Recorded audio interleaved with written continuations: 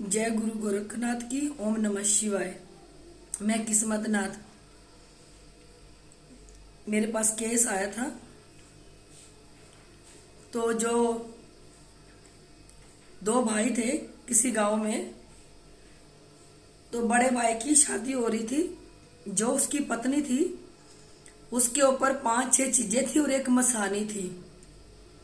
वो सारी जगह घूम ले मसानी उतराने को और ये जिन उतरवाने के लिए। जिन थे उसके ऊपर 5-6।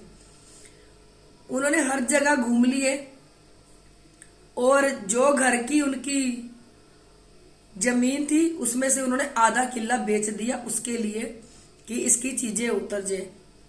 वो हर जगह गए ढूंढने के लिए, भक्तों पे गए पर किसी पे आराम नहीं आया। उनको धक्के खाते खाते 20 साल हो गए थे पर कुछ भी फर्क नहीं पड़ रहा था।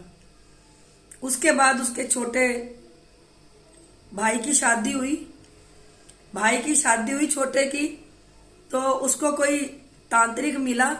उसने सोचा चलो तांत्रिक से ही अपनी भाभी का मैं इलाज करा लूं कि मैं हर जगह भक्तों के पास चला गया पर आराम नहीं आया। तो उसने तांत्रिक को अपने घर लेके आया अपनी भाभी का इलाज कराने के लिए। तो उसने भाभी का इलाज तो क्या करना था, उसने उसकी पत्नी के ऊपर तंत्र क्रिया करके जो भी उसके पास गहने थे उसके समेत उसको भगा के वो ले गया। तो देखो वो उस मिली नहीं। तांत्रिक और वो दोनों कहाँ गए उसका कुछ भी पता नहीं चला। लेके तो अच्छे के लिए आया था कि तांत्रिक घर में आके उसकी भाभी का इलाज कर देगा। नहीं, उसकी शादी हुई थी और तांत्रिक ने तंत्र क्रिया करके जो भी उसको गहना सोना पा रखा था सब लेके वो फरार हो गया वहां से। हर जगह ढूंढा, कहीं नहीं मिला।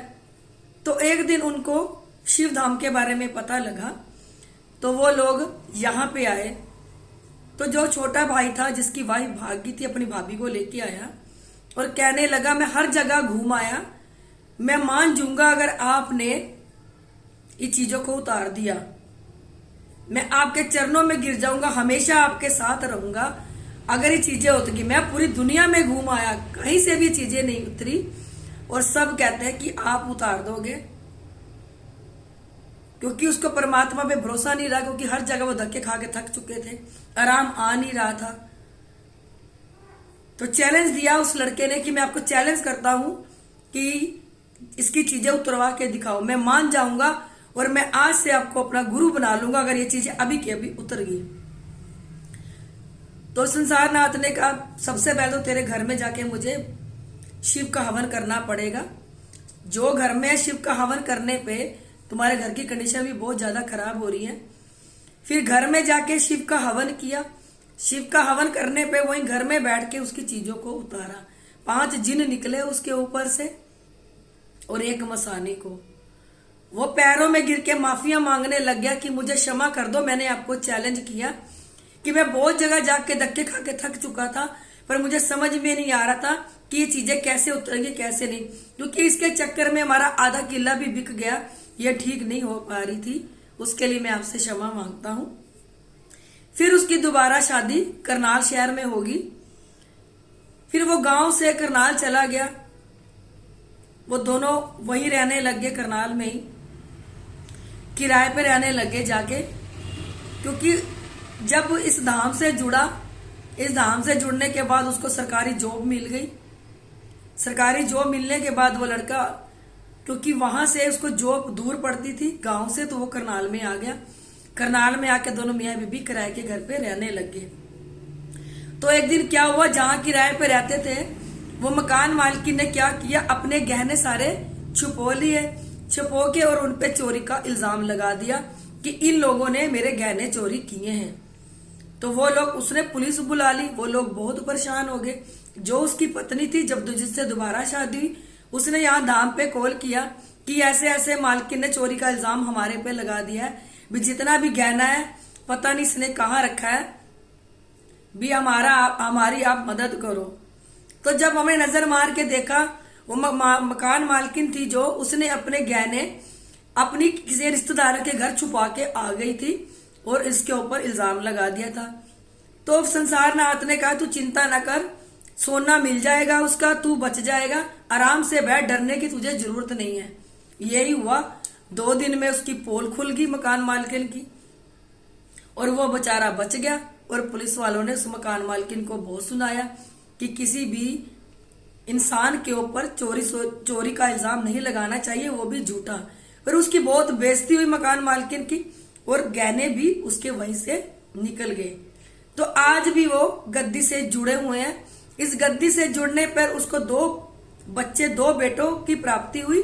2 बेटे हैं, आज भी वो करनाल में ही रह रहे हैं। और इस गद्दी को मान के चलते हैं, जो भी काम करना है इस गद्दी से पूछ के करते हैं। समय समय पे जो भी आता है त्योहार, वह अब यहाँ आते हैं, यहाँ आके अपना शीश नवाते हैं, गुरु जी के आगे अपनी हाजिरी लगाते हैं। मैं बार बार आपको यही कहना चाहती हूँ कि किसी अच्छी गद्दी से जुड़ो, देख के गुरु बनाओ। परमात्मा ने आंखें दी हैं, दिमाग दिया है, सोचो समझो, सामने वाले को परखो पहले कि ये आपके लिए गुरु बनने के लायक है। अगर गुरु बनने के लायक है तो ही उसे गुरु बनाओ। देखो, भेड़ चाल नहीं बनना, हर किसी के पीछे भेड़ चाल बन के नहीं भागना।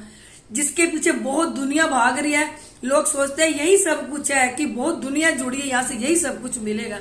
आप एक बात बताओ, जहां जुड़ने से आपके कोई दुख पाप नहीं कटे, आपकी नेगेटिविटीज नहीं कटी, बताओ उसके भेड़ चाल के पीछे भागना भी कोई जरूरी है?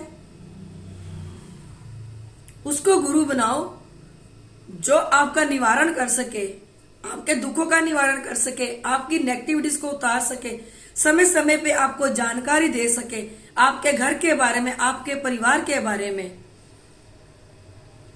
इसलिए गुरु देख के बनाओ, आपके हाथ में गुरु कैसे बनाना है और कैसे नहीं। आप लोगों ने, मैं अपनी हर वीडियो में कहती हूँ, इसमें भी कह रही हूँ, यहाँ गुरु गोरखनाथ और भोलेनाथ साक्षात प्रकट हुए थे।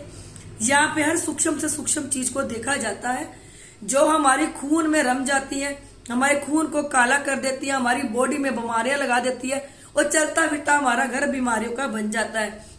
डॉक्टरों के पास जाने से भी उनको समझ में नहीं आती कि क्या बीमारी है क्या नहीं, क्योंकि इतनी सूक्ष्म से सूक्ष्म होकर बॉडी में फिट हो जाती हैं, हमारी नसों को ब्लॉक कर देती हैं, हमारे घुटनों पे बैठ जाती है, हमारे पैरों पे बैठ जाती है, हमारे कंधों पे बैठ जाती है, मेन रीढ़ की हड्डी पे जाके बैठ जाती है।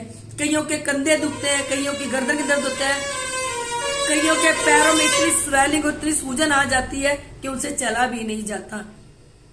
देखो, कईयों को तो अपने बुरे कर्मों की मार होती है, और कईयों को नेगेटिविटीज की। ये कलयुग है, कलयुग में हर घर में, आज हर घर में आपको ये नेगेटिविटीज मिलेगी, हर घर में। देखो, जिस घर में दारू मीट है, उस घर में तो देखो आपको नेगेटिविटीज मिलेगी ही मिलेगी। ये कलयुग है, और यहाँ पे एकमात्र लोग कलयुग में अपना उतारा करवा लो।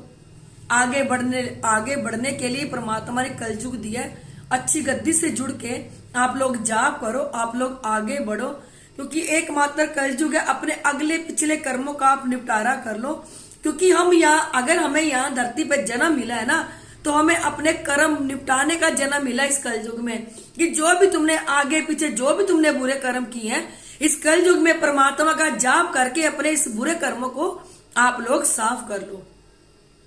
अगर आप लोगों को मेरी वीडियो अच्छी लगती है, इसे लाइक, सब्सक्राइब और शेयर जरूर कर दिया करो। और देखो, जो भी कोई पीड़ित है इन चीजों से, नेगेटिविटी से, नीचे मेरा नंबर दिया है, मुझे कॉल करना, और मेरी वीडियो को लाइक, सब्सक्राइब और शेयर जरूर कर देना।